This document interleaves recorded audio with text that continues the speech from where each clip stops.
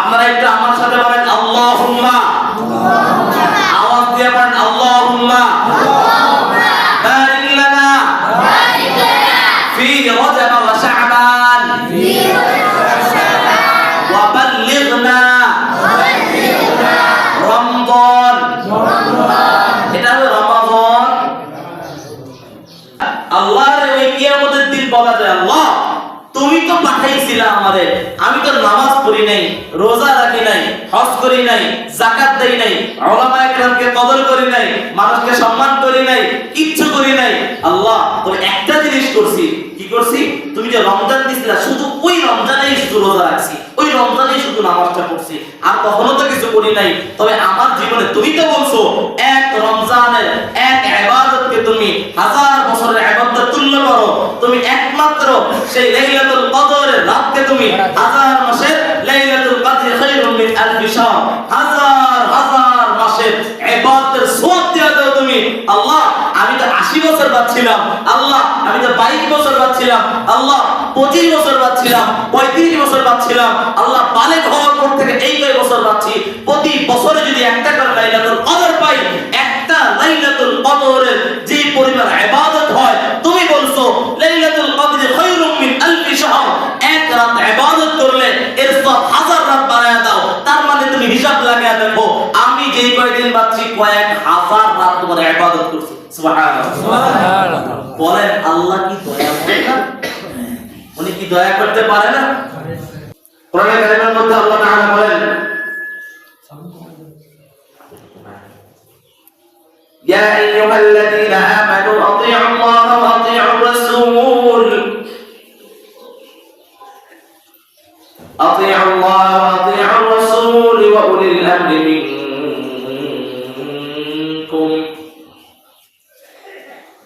এই নিয়ামত শুকরিয়া আদায় করতে হলে আতিউল্লাহ ওয়া আতিউর রাসূল, আতিউল্লাহ ওয়া আতিউর রাসূল হওয়া খুবই বড় বিষয়। আল্লাহ এবং তার রাসূলের ইতাআত অনুসরণ, যার মধ্যে আল্লাহ এবং তার রাসূলের অনুসরণ যত বেশি থাকবে, তার ছোট্ট ছোট্ট এক একটা ইবাদত আল্লাহর কাছে পাহাড় সমপরিমাণ মূল্যায়ন হচ্ছে। সুবহানাল্লাহ।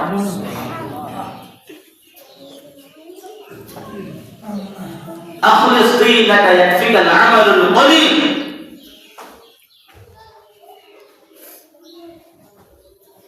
তোমার ইবাদতকে খাঁটি করো, তাহলে দেখবা অল্প আমলে এটা তোমার জন্য একটা নাজাতের উসিলা হয়ে দাঁড়ায়।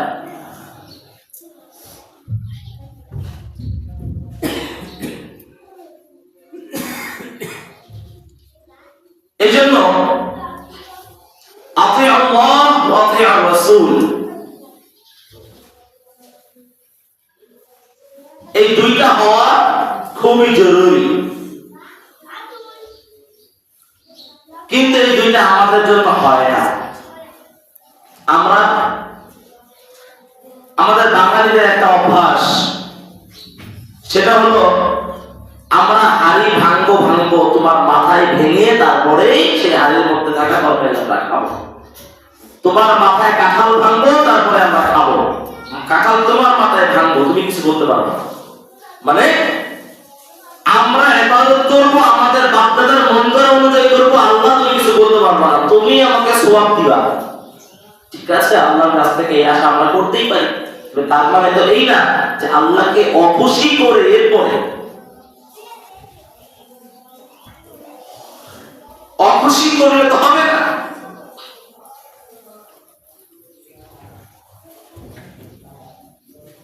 হাদিস শরীফের মধ্যে রাসূলুল্লাহ সাল্লাল্লাহু আলাইহি ওয়াসাল্লাম ইরশাদ করেন, বান্দা তোমাকে যখন আল্লাহ তাআলা রমজান মাস দিয়ে দিবেন, তখন তোমরা রমজানের পূর্বে অবশ্যই যে রমজানের প্রস্তুতি নিয়ে নাও। হাদিসের মধ্যে একটা অংশ এসেছে, আল্লাহ রাসূল সাল্লাল্লাহু আলাইহি ওয়াসাল্লাম সাহাবীদেরকে বলতেছেন, এই সাহাবীরা, রমজান মাসের পূর্বে আল্লাহ তাআলা তোমাদেরকে দুইটা মাস দিবেন, বরকতপূর্ণ মাস, যার একটা হলো রজব মাস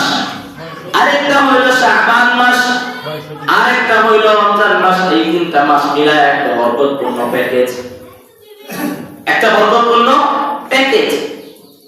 যেমন আপনাদেরকে আমি বলি প্যাকেজ, আমরা চিনি প্যাকেজ বলে কম্বো প্যাকেজ। একটা চশমা কিনলে তার সাথে একটা ঘড়ি, একটা wallet free, combo package. Combo package থাকে। যেমন আমি আমার এই ওয়ালেটটা কিনেছি কম্বো প্যাকেজ, একটা চশমা কিনেছি সাথে এটা ফ্রি, এরকম কম্বো প্যাকেজ থাকে। আল্লাহ তাআলা রাসূল বলতেছেন তোমাদের জন্য এই শাবান মাসটা হলো একটা কম্বো প্যাকেজের মতো। এই শাবান মাসটা হলো তোমাদের জন্য একটা কম্বো প্যাকেজ। এই শাবান এর পূর্বে রজব এবং তারপরে শাবান মাস, তারপরে হলো রমজান। এই 3টা মাস একসাথে মিলে একটা কম্বো প্যাকেজ, একসাথে মিলে একটি কম্বো। এই কম্বোটা তখন তোমরা ধরবা, তোমরা যখন এটাকে আঁকড়ায় ধরবা তখন তোমাদের জন্য নেকির ব্যবস্থা হবে। সাহাবীদেরকে আল্লাহ রাসূল বলেন রজব মাসে তোমরা ফলন করবা, তোমরা ফলন ফলানোর চেষ্টা করবা, বীজ রোপণ করবা। শাবান মাসে সেটাকে ঘরে তুলবা এবং রমজান মাসে সেইটাকে তোমরা নিজেদের জন্য আহারের মাধ্যম বানাইবা। এই কথার 2টা অর্থ হইতে পারে। 1 নম্বর অর্থ হলো নরমাল যে বিষয় আছে, আমরা ধান এবং বিভিন্ন চারা ইত্যাদি বুনি, তো মেইন বিষয়টা হলো রজব মাসে আল্লাহ তাআলার রাসূল বলেন তোমরা নিজেদের আত্মশুদ্ধি করার চেষ্টা করবা। এর পরের মাসে তোমাদের আত্মশুদ্ধিকে তোমাদের মনের মধ্যে ফিট করবা। আর রমজান মাসে ওই ফিট আত্মশুদ্ধি নিয়ে তোমরা রহমত, মাগফিরাত, নাজাত তালাশ করবা। সুবহানাল্লাহ। যদি তুমি রহমত পাও, মনে রাখবা রহমত যার কপালে উঠবে, মাগফিরাত তার কপালে উঠবে। মাগফিরাত যার কপালে জুটবে, ওই পুরা রমজান মাসের নাজাতটাও তার কপালেই জুটবে। পুরা রমজান মাসের নাজাতটা তার কপালেই জুটবে। এই জন্য রমজান মাসের পূর্বে এই রজব মাসের বড় কদর করা দরকার। এমন কদর করা দরকার যে কদরের কোনো প্রেক্ষাপট হইতে পারে না, কোন প্রেক্ষাপট হইতে পারে না, কোন ইতিহাস রচনা করা যাবে না এর সাথে। প্রতি বছর তুমি একটা নিজে থেকে ইতিহাস রচনা করে ফেলবা। এই জন্য এই রমজান মাসের পূর্বে রজব এবং শাবানকে আল্লাহ আমাদের জন্য দিয়েছে। আল্লাহ রাসূল এই হিসাবে দোয়া শিখাইছে। দোয়া, এই আমার সাহাবীরা তোমরা আমার সাথে বলো। সাহাবীরা রাসূলের সাথে এই দোয়াটা শিখে নিয়েছিল। আল্লাহুম্মা, সাহাবীরা বলতেছে আয় আল্লাহ বারিক লানা, আমাদেরকে তুমি বরকত দিয়ে দাও ফি রজব ওয়া শাবান, রজব এবং শাবান মাসের মধ্যে, ওয়া বাল্লিগনা রমাদান, আমাদের হাত ধইরা তুমি আমাদেরকে হাঁটাইতে হাঁটাইতে রমজান পর্যন্ত পৌঁছায় দাও। সুবহানাল্লাহ। আমাদেরকে হাঁটাইতে হাঁটাইতে রমজানে গিয়ে ঠেকাও। আল্লাহুম্মা বারিক লানা ফি রজব ওয়া শাবান ওয়া বাল্লিগনা রমাদান। তোমাদেরকে সাহাবীদেরকে আল্লাহর রাসূল শিখিয়েছেন। গুরুত্বপূর্ণ একটা দোয়া, কেন জানেন? তাহলে বলেইছে আল্লাহর কাছে প্রিয় হওয়ার জন্য অনেক বিশাল আমল করার প্রয়োজন হয়, বেশি আমলের প্রয়োজন হয় না। ঈমানটাকে খাঁটি কইরা অল্প আমলে আমালুল কলিল, অল্প আমলটাই যথেষ্ট হয়ে যায়। ইয়াকফিকাল আমালুল কলিল, যথেষ্ট তোমার অল্প একটু আমল, তুমি কি করবা? ফিলিস্তিন আর তোমার দিনটা ব্যাস খালেস করো তোমার দিন, তোমার ঈমান। ঈমান নিয়ে হাডুডু খাইলা ওই জান্নাতে যাওয়া যাবে না। ঈমান নিয়ে হাডুডু ফেললে জান্নাতে যাওয়া যাবে। আজকে মারা যাইবা, মধ্যপাড়া মারা গেলে আমি ইয়াসিন হুজুর নামাজ পড়াবো, ওই পাড়া মারা গেলে ওই পাড়ার হুজুর নামাজ পড়াবে। নামাজ কেউ না কেউ তোমাকে পড়াবে, পড়ায় তোমাকে ঘরে নতুন জামা হিসাবে উঠাবে না, তোমার ওই মাটির নিচে গাইরা দিবে, গাইরা দিয়ে আসবে। জায়গা এখন গাইরা দিয়ে আসবে, ধরি দুলাল, হ্যাঁ ঘরে বৈশা পায়ের উপর পাও দিলে মোবাইল টিপো, ধনীর দুলাল, কোনো লাভ নাই। তোমার ধনী বাবাও তোমাকে ঘরের মধ্যে রাখতে চাবে না। মরবা শেষ, মরলে শেষ। এই জন্য আমাদেরকে আল্লাহ রাসূল শিখাইছেন, কি শিখাইছেন? এই সাহাবীরা তোমরা শোনো, আল্লাহ তাআলা এই 2টা মাস বড় গুরুত্বপূর্ণ মাস হিসেবে রাখছে। এই 2 মাসে তোমরা যা দোয়া করবে আল্লাহ কবুল করবে। এই জন্য আল্লাহ রাসূল সাল্লাল্লাহু আলাইহি ওয়াসাল্লাম বলেন, তোমরা যখন দোয়া করবে আল্লাহুম্মা বারিক লানা, আয় আল্লাহ তুমি আমাদেরকে রজব মাস, আল্লাহুম্মা বারিক লানা ফি রজব ওয়া শাবান, রজব মাস এবং শাবান মাসে তুমি বরকত দাও, আল্লাহ বরকত দিবে। এরপরে যখন তুমি আল্লাহকে বলবে আল্লাহ ওয়া বাল্লিগনা রমাদান, আল্লাহ রজব এবং শাবানে বরকত দিছো তুমি আমাদেরকে একটু হাঁটায়া তুমি একটুখানি রমজান পর্যন্ত পৌঁছায় দাও। এই দোয়া করার সঙ্গে সঙ্গে আল্লাহ তাআলা এই বান্দার দোয়াটাকে কবুল কইরা নিয়ে তাকে রমজান পর্যন্ত পৌঁছায় ছাড়ে। সুবহানাল্লাহ, আর রমজান পর্যন্ত পৌঁছায় ছাড়ে পারে। এই জন্য এই মাসটাকে বড় গুরুত্ব দেওয়া উচিত। আমি তো মনে করি যে এই যে সাধারণ মানুষ যারা আপনারা আমরা আছি, ইবাদত যা করছি আর না করছি, আল্লাহর সাথে একটু সম্পর্ক লাগায় দিয়া আল্লাহর ওই কিয়ামতের দিন বলা যায়, আল্লাহ তুমি তো পাঠাইছিলা আমাদের, আমি তো নামাজ পড়ি নাই, রোজা রাখি নাই, হজ করি নাই, যাকাত দেই নাই, উলামায়ে কেরামকে কদর করি নাই, মানুষকে সম্মান করি নাই, কিচ্ছু করি নাই। আল্লাহ তুমি একটা জিনিস করছি, কি করছি? তুমি যে রমজান দিছিলা শুধু ওই রমজানেই শুধু রোজা রাখছি, ওই রমজানেই শুধু নামাজটা পড়ছি, আর কখনো তো কিছু করি নাই। তবে আমার জীবনে তুমি তো বলছো এক রমজানের এক ইবাদতকে তুমি 1000 বছরের ইবাদতের তুল্য করো।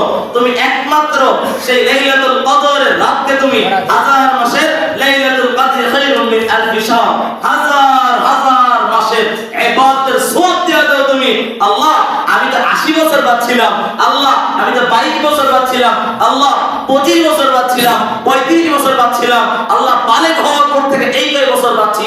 প্রতি বছরে যদি একটা করে লাইলাতুল কদর পাই, একটা লাইলাতুল কদরের যে পরিমাণ ইবাদত হয়, তুমি বলছো লাইলাতুল কদর খায়রুম মিন আলফি শাহর, এক রাত ইবাদত করলে এর সব 1000 রাত বাড়ায়া দাও। তার মানে তুমি হিসাব লাগায়া দেখো আমি যেই কয়দিন বাঁচছি কয়েক হাজার রাত তোমার ইবাদত করছি। সুবহানাল্লাহ। বলেন আল্লাহ কি দয়া করে না? উনি কি দয়া করতে পারে না? তুই ইবাদত করবি, সিজদায় যে সুবহান রাব্বিয়াল আ'লা বলবি, আমি মালিক তোর এই সুবহান রাব্বিয়াল আ'লা শুনে খুশি হয়ে যাব।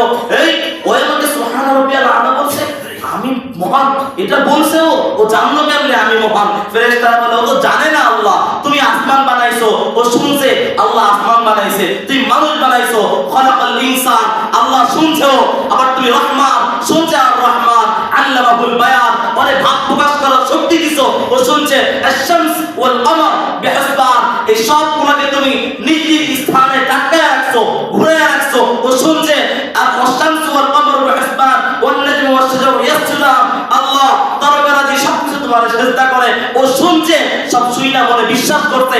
এই জন্য বলতে সুবহান রাব্বিয়াল আ'লা, আল্লাহ বলে তুই সাক্ষী থাক, তোরা সাক্ষী থাক, আমি ওই বান্দার আগের পিছের সব গুনাহকে maaf করে দিলাম। সুবহানাল্লাহ। নামাজের দ্বারা সগীরা গুনাহ maaf হয়, নামাজের দ্বারা সগীরা গুনাহ maaf হয়, কিন্তু আমার বিশ্বাস সগীরা গুনাহ না, আল্লাহ কবিরা গুনাহও maaf করে। সুবহানাল্লাহ। কেমনে জানেন?